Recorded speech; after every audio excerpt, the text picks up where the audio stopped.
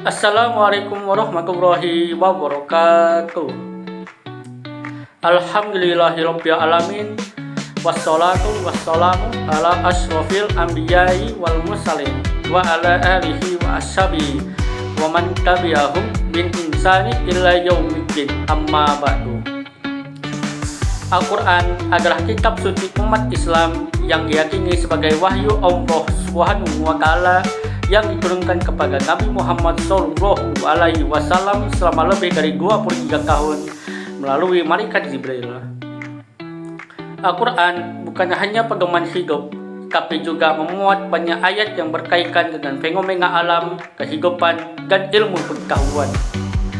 Seiring berkembangnya ilmu pengetahuan modern, semakin banyak temuan ilmiah yang justru membenarkan isi dari Al-Quran yang diturunkan lebih dari 1400 tahun yang lalu.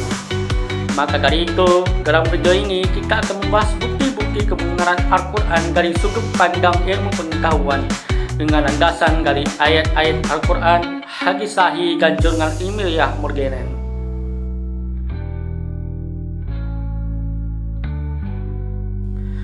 Proses penciptaan manusia dalam Al-Quran Al-Mu'minun ayat 12-14 yang berbunyi, walaqad khalaqnal insana min sulalatin min tin summa ja'alnahu nutfatan fi qararin makin summa khalaqnal nutfata alaqatan fa khalaqnal alaqata mudghatan fa khalaqnal mudghata idghaman fa kasawmal idghaman rahman summa ansya'nahu khalaqan akhar fa tabarakallahu ahsanul khaliqin, yang artinya, dan sesungguhnya kami telah menciptakan manusia dari saripati, dari tanah, kemudian kami menjadikan air mani dalam tempat yang kokoh, kemudian air mani itu kami jadikan sesuatu yang melekat,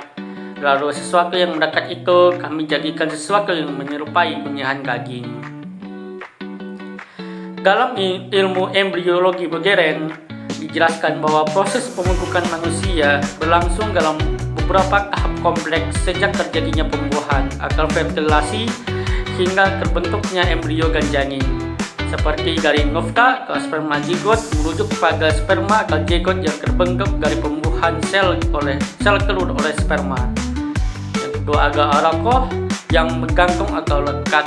Setelah pembuahan, zigot berkembang menjadi blastohokista dan melekat di dinding rahim. Istilah alaqah sangat akurat karena embrio benar-benar menempel dan juga terlihat seperti lintah yang menggantung. Mudghah seperti kunyahan daging. Tahap ini merujuk pada perkembangan somite atau struktur berbuku pada embrio awal, dan jika dilihat dengan mikroskop menyerupai seperti bekas gigitan. Profesor Keith Elmore yang mana adalah seorang embriologi dari Kanada menjelaskan, setelah mempelajari ayat-ayat ini, menyatakan bahwa deskripsi ini mustahil diketahui oleh manusia pada abad ke-7.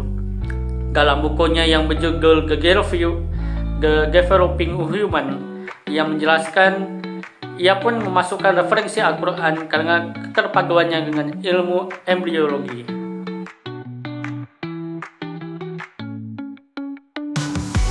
Asal mula alam semesta atau biasa disebut sebagai Big Bang sudah dijelaskan dalam Al-Quran surah Al-Anbiya pada ayat 30 yang berbunyi, awalam yarallazina kafaru annas samawati wal akhlaqanaka rakhan fa fa'anaknahuma waja'alna minal ma'i kulla sayin hay afala yu'minun, yang artinya, apakah orang-orang kafir tidak mengetahui bahwa langit dan bumi keduanya dahulu menyatu, kemudian kami memisahkan keduanya dan kami menjadikan segala sesuatu yang hidup berasal dari air, maka tidakkah mereka beriman?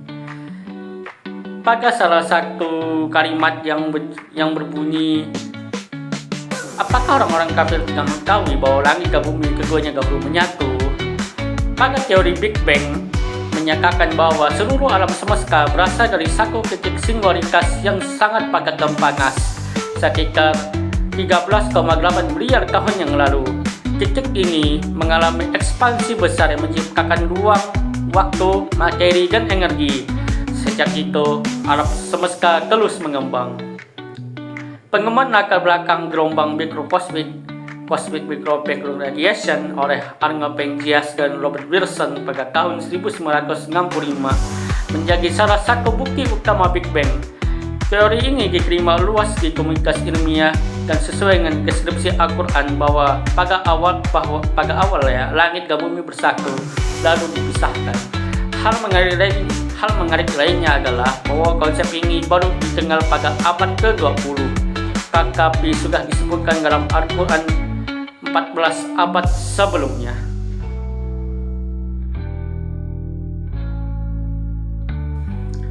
Air sebagai asal kehidupan.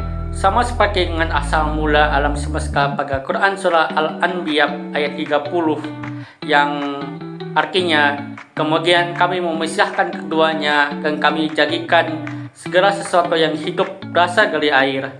Dari penjelasan ilmiah tersebut menjelaskan bahwa air adalah komponen vital dalam semua bentuk kehidupan. Air membentuk sekitar 60-70% dari berat tubuh manusia dan makhluk hidup lainnya. Di tingkat sel, air digunakan dalam proses metabolisme, transportasi zat gizi dan oksigen, mengatur suhu tubuh, dan menjaga struktur sel. Sel tidak dapat bertahan tanpa air karena fungsi dasar kehidupan seperti pembelahan dan sintesis protein bergantung pada media cair. Bahkan, dalam pencarian kehidupan di luar bumi, para ilmuwan menjadikan keberadaan air sebagai indikator utama keberadaan makhluk hidup. Ini sejalan dengan pernyataan Al-Quran bahwa semua makhluk hidup diciptakan dari air, sebuah fakta ilmiah yang baru bisa dibuktikan dengan riset modern pada abad ke-20.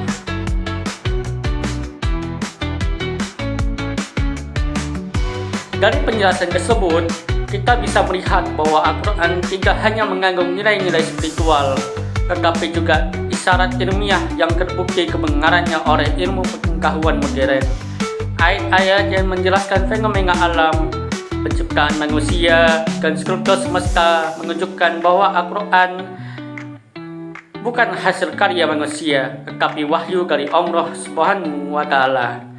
Kesesuaian ini menjadi bukti bahwa Islam bukan agama yang anti ilmu, melainkan agama yang justru mendorong eksplorasi ilmiah sebagai bagian dari mengenal dan mendekatkan diri kepada Sang Pencipta.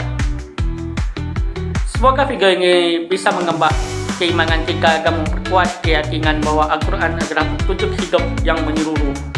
Sekian dari saya, terima kasih, dan saya akhiri video ini. Wassalamualaikum warahmatullahi wabarakatuh.